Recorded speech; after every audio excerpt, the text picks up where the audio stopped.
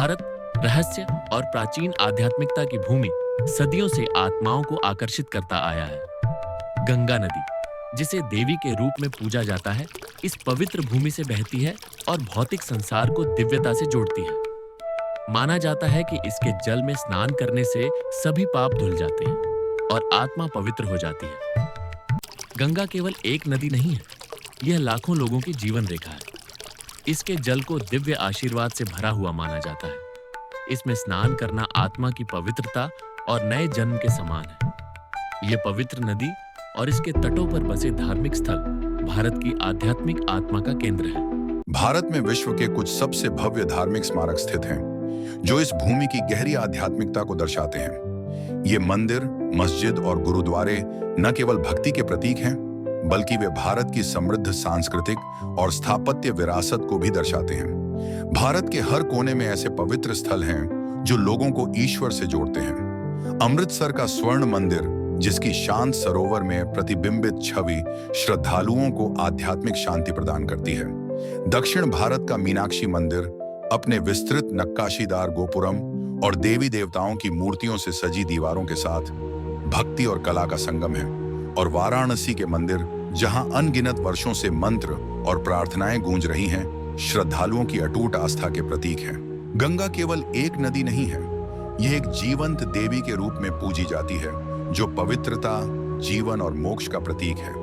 हिंदू धर्म में इसे मां का दर्जा दिया गया है और इसके तट पर स्नान करना आत्मा की शुद्धि के लिए आवश्यक माना जाता है। गंगा में स्नान करना केवल एक परंपरा नहीं, बल्कि आत्म शुद्धि और आध्यात्मिक पुनर्जन्म का प्रतीक है। इसकी प्रत्येक लहर हजारों प्रार्थनाओं और पूर्वजों की स्मृतियों को अपने साथ बहाकर ले जाती है। यह नदी भारत की आत्मा है, जो भौतिक से आध्यात्मिक और नश्वर से अनश्वर को जोड़ती है। भारत का आध्यात्मिक परिदृश्य विश्वास की शक्ति, मानव और दिव्यता के बीच संबंध और जीवन व मृत्यु के प्रति श्रद्धा का प्रतीक है।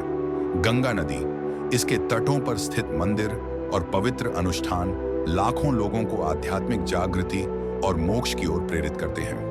भारत की आध्यात्मिक यात्रा अनंत है, जहां सांसारिक और दिव्य आपस में मिलते हैं। गंगा नदी लाखों प्रार्थनाओं और आशाओं के साथ प्रवाहित होती है। इसका जल शुद्ध करता है, इसके तट मोक्ष का मार्ग दिखाते हैं। जैसे जैसे हम इस पवित्र भूमि से विदा लेते हैं, इसकी आध्यात्मिकता की अनुगूंज हमारे हृदयों में बनी रहती है, हमें जीवन, मृत्यु और पुनर्जन्म के शाश्वत चक्र की याद दिलाती है। शिव, सृजन और विनाश के देवता, वह समय की शुरुआत से ही अस्तित्व में है। वह विनाश करते हैं, लेकिन उसी विनाश से नए आरंभ की नींव रखते हैं। उनकी जटाओं से बहती गंगा जीवन का प्रतीक है, जबकि उनके मस्तक पर स्थित तीसरा नेत्र परम ज्ञान और ब्रह्मांडीय ऊर्जा का प्रतीक है। शिव भय और मुक्ति दोनों का प्रतीक है। शिव का नृत्य ब्रह्मांड की धड़कन है। तांडव केवल एक नृत्य नहीं, बल्कि जन्म और मृत्यु का शाश्वत चक्र है। जब शिव नृत्य करते हैं तो ग्रह गति करते हैं, समय विस्तारित होता है और सृष्टि नए रूप में परिवर्तित होती है। लेकिन यह नृत्य केवल विनाश के लिए नहीं, बल्कि नए सृजन के लिए भी है। यह ब्रह्मांडीय संतुलन की सबसे शुद्ध अभिव्यक्ति है। शिव का तीसरा नेत्र केवल बाहरी दुनिया को ही नहीं, बल्कि मनुष्य के भीतर के अज्ञान को भी जला देने वाली दिव्य ज्वाला है। जब यह नेत्र खुलता है तो सत्य प्रकट होता है और संपूर्ण वास्तविकता बदल जाती है। यह केवल विनाश के लिए नहीं, बल्कि परम सत्य को उजागर करने के लिए है। ब्रह्मांड के सबसे गहरे रहस्य इसी नेत्र में समाहित है। धरती पर कोई भी पर्वत कैलाश जितना पवित्र नहीं है। यह शिव का धाम है, देवताओं का निवास स्थान। हजारों वर्षों से भक्त यहाँ आते रहे हैं, केवल पर्वत तक पहुंचने के लिए नहीं, बल्कि अपने भीतर की यात्रा पूरी करने के लिए। कैलाश की निस्तब्धता में संपूर्ण ब्रह्मांड की गूंज सुनाई देती है। शिव केवल एक देवता नहीं है, वह स्वयं चेतना है।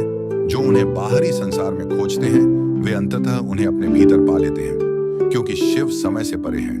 उनका न कोई आरंभ है, न कोई अंत। जब तक यह सृष्टि बनी रहेगी, उनकी वाणी वायु में, प्रवाहित जल में और ब्रह्मांड के मौन में प्रतिध्वनित होती रहेगी।